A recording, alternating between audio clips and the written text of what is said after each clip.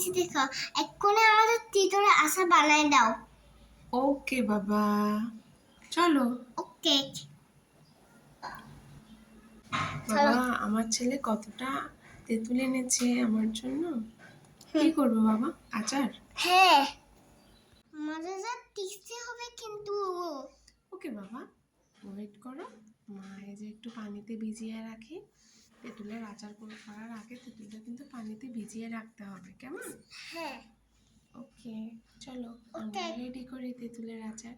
হ্যাঁ, আমার ছেলের আবদার বলে কথা, না করে কি পারি? পারি না। প্রায় কিছুক্ষণ তেঁতুলটা জলে ভিজিয়ে রেখে তারপর আমি কিছু মশলা শুকনো খোলায় ভেজে নিয়েছিলাম, গুঁড়ো করে উপরে দেবো। তারপর কড়াইয়ে বসিয়ে কড়াইয়ে তেল, একটু সরিষার তেলও দিয়েছিলাম, একটু সয়াবিন তেলও দিয়েছিলাম। তারপর এই যে তেঁতুলটা একটু ভালো করে ম্যাশ করে নিলাম। ম্যাশ করা হয়ে গেলেই কিন্তু তেলটা গরম হয়ে এলো। তেলটা গরম হয়ে এলে তাতে শুকনো মরিচ আর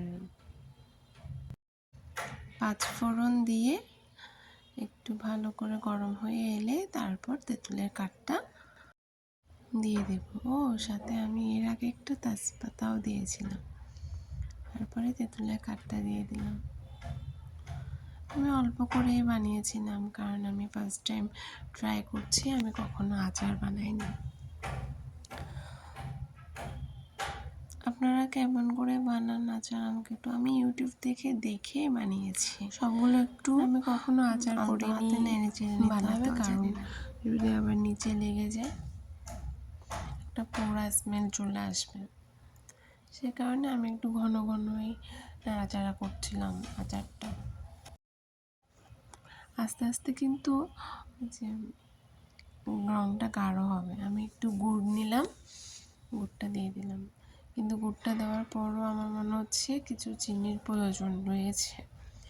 মিক্স করে এতে আরও কিছুটা, বেশ খানিকটা, প্রায় 1 পাওয়ার মতন চিনি লেগেছে আমার এই আচারটাতে। আমি একটু টক খেতে পারি না, আমি খুব টক কম খাই।